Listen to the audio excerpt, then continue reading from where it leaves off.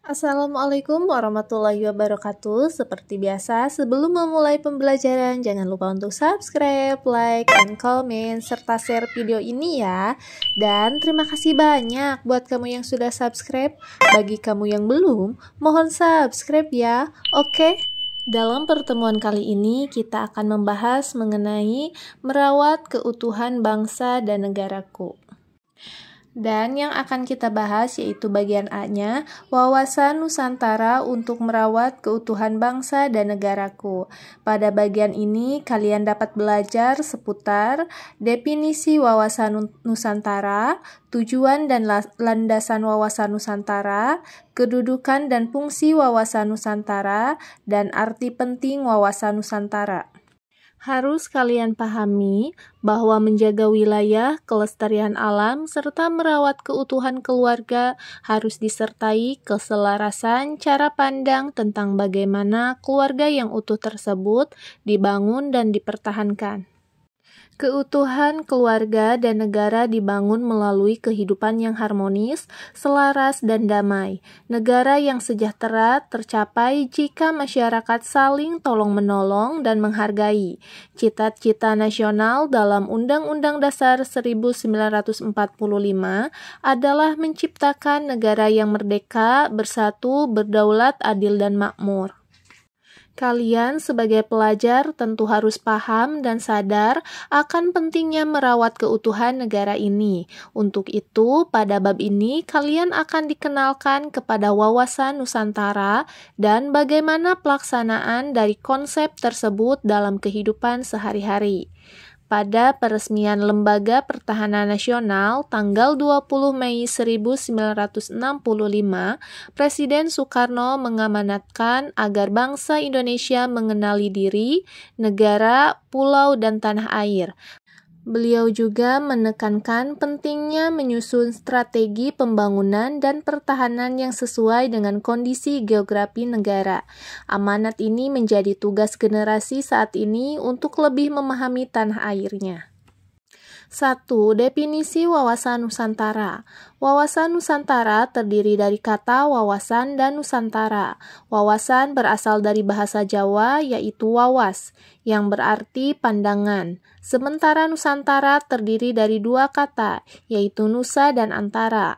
Nusa dalam bahasa Sanskerta berarti pulau atau kepulauan, sementara Nusa juga diambil dari bahasa Latin yaitu Nesos, yang berarti semenanjung atau kepulauan.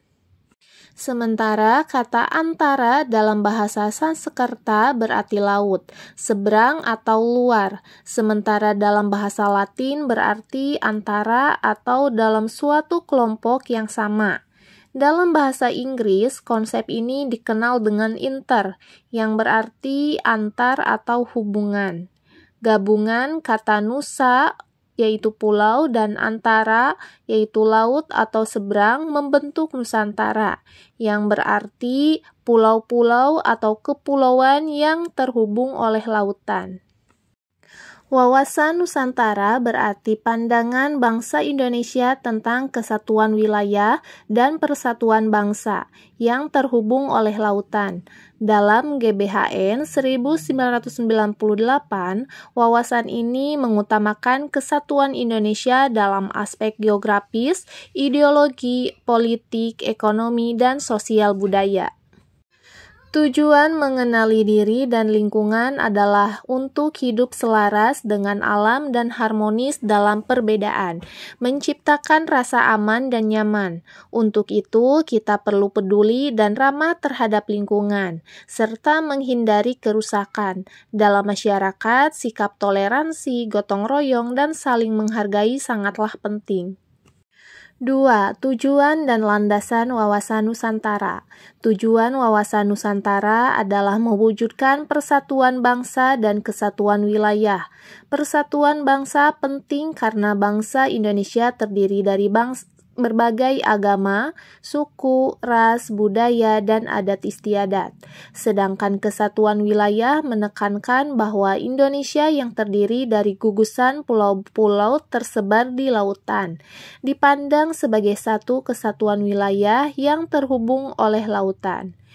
Persatuan bangsa berarti kehidupan masyarakat yang saling menghargai perbedaan, memupuk kekeluargaan, dan semangat toleransi yang tinggi.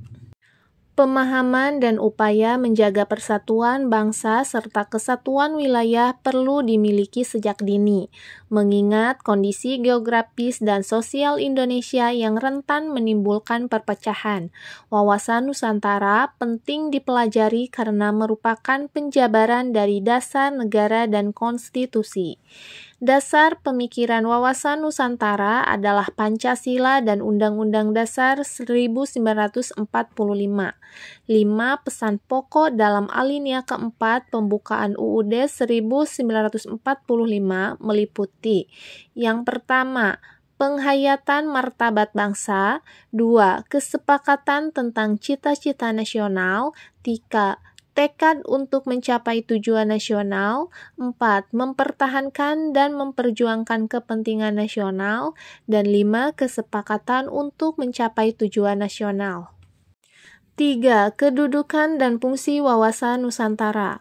Wawasan Nusantara merupakan ajaran untuk menentukan sikap terhadap kenyataan kehidupan berbangsa dan bernegara di Indonesia yang terdiri dari beragam suku, agama, ras, dan golongan. Berdasarkan data BPS 2010, Indonesia memiliki 1.340 suku bangsa, 718 bahasa daerah, dan 16.772 pulau yang membentang dari Sabang hingga Merauke, serta Miangas hingga Pulau Rote. Dengan demikian, wawasan Nusantara berada pada 2 dimensi fenomenal kehidupan bernegara, yaitu sebagai berikut. Yang pertama, dimensi kewilayahan dan geografis, mengandung makna bahwa wilayah Indonesia yang terdiri dari daratan dan lautan adalah satu kesatuan dalam ideologi, politik, ekonomi, dan sosial budaya. Wilayah ini adalah karunia Tuhan yang harus disyukuri dengan cara menjaga kelestariannya dan tidak merusak alam. 2. Dimensi kehidupan bermasyarakat, berbangsa, dan bernegara, mengandung makna bahwa Indonesia adalah satu kesatuan yang terdiri dari berbagai suku, etnis, dan budaya yang terikat dalam satu bangsa dan negara. Persatuan bangsa akan tetap kokoh jika masyarakat mengembangkan sikap toleransi, persahabatan, tolong-menolong, dan kerjasama. Wawasan Nusantara adalah cara pandang bangsa Indonesia dalam menyikapi hubungan antara diri, lingkungan, dan tujuan bersama. Hal ini diperlukan agar tidak terjadi penyimpangan dalam mewujudkan cita-cita nasional. Wawasan Nusantara didasarkan pada kondisi geografis, sosial budaya, sejarah, dan perkembangan lingkungan sebagai acuan dalam merumuskan cara hidup bersama. Wawasan Nusantara dirumuskan untuk memenuhi kebutuhan akan kesatuan dan keutuhan Indonesia. Dengan wawasan ini, wilayah Indonesia dipandang sebagai satu kesatuan, bukan terpisah-pisah oleh lautan seperti yang tercantum dalam Undang-Undang Kolonial Belanda 1939. Laut dianggap sebagai penghubung antar wilayah, sesuai dengan ketentuan dalam Deklarasi Juanda 13 Desember 1957.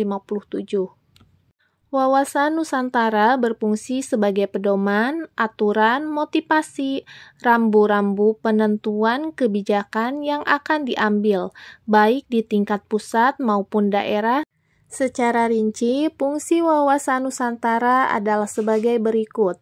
A. Menumbuh kembangkan kesadaran, pemahaman, dan semangat kebangsaan Indonesia, menanamkan kesadaran akan kerelaan untuk berkorban yang dilandasi oleh kecintaan kepada tanah air. B. Menumbuhkan kesadaran akan hak, kewajiban, dan tanggung jawab sebagai warga negara yang memiliki rasa bangga sebagai bangsa Indonesia. C. Mendasarkan diri pada nilai-nilai persatuan dan kesatuan dalam mengembangkan kehidupan bersama. D. Semangat mengembangkan kehidupan masyarakat yang sejahtera. 4. Arti penting wawasan Nusantara.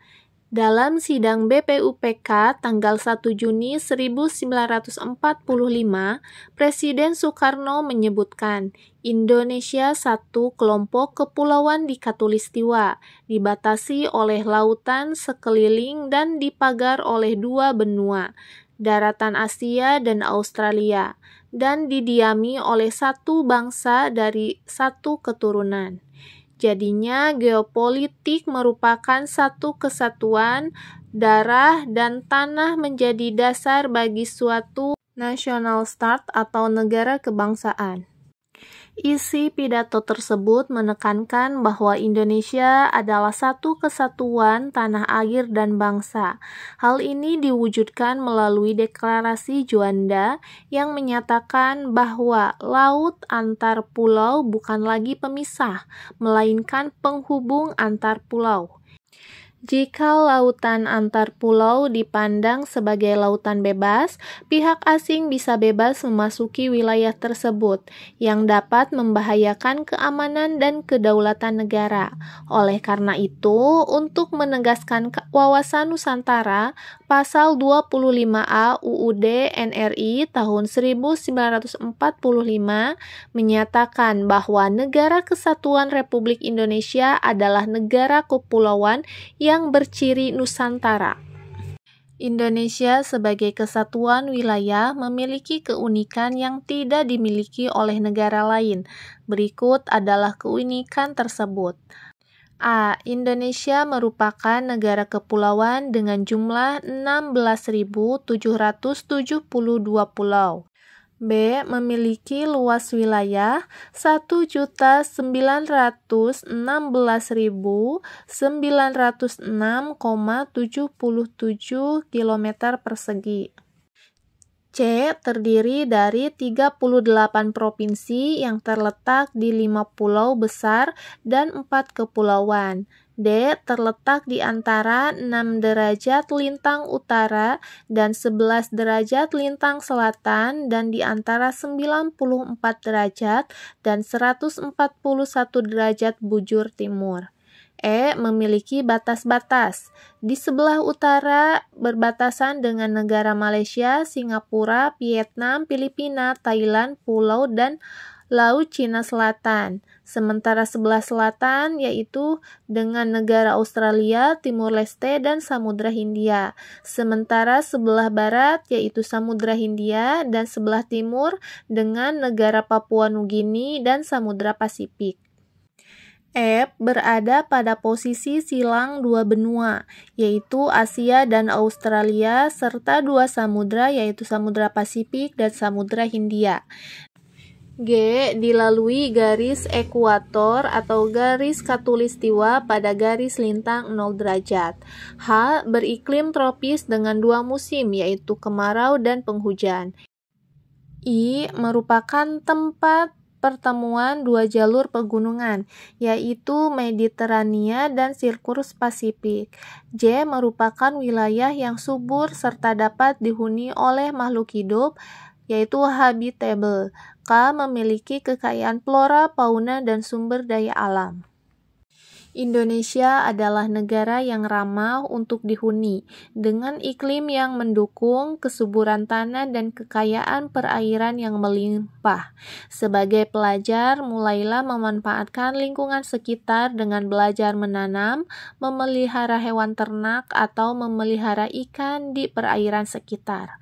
Bangsa Indonesia sebagai sebuah persatuan yang mendiami ribuan pulau, membentuk cara hidup masing-masing yang berbeda antara satu dengan lainnya. Keunikan Indonesia sebagai persatuan bangsa adalah sebagai berikut. A. Memiliki keragaman suku bangsa yakni 1.340 suku. B. Memiliki jumlah penduduk 270,20 juta jiwa. C. Memiliki keragaman agama, ras, budaya, dan adat istiadat sebagai konsekuensi dari keragaman suku bangsa. Mungkin itu ya yang bisa disampaikan. Mudah-mudahan apa yang telah disampaikan dapat bermanfaat. Sampai bertemu di video selanjutnya. Wassalamualaikum warahmatullahi wabarakatuh. Bye-bye.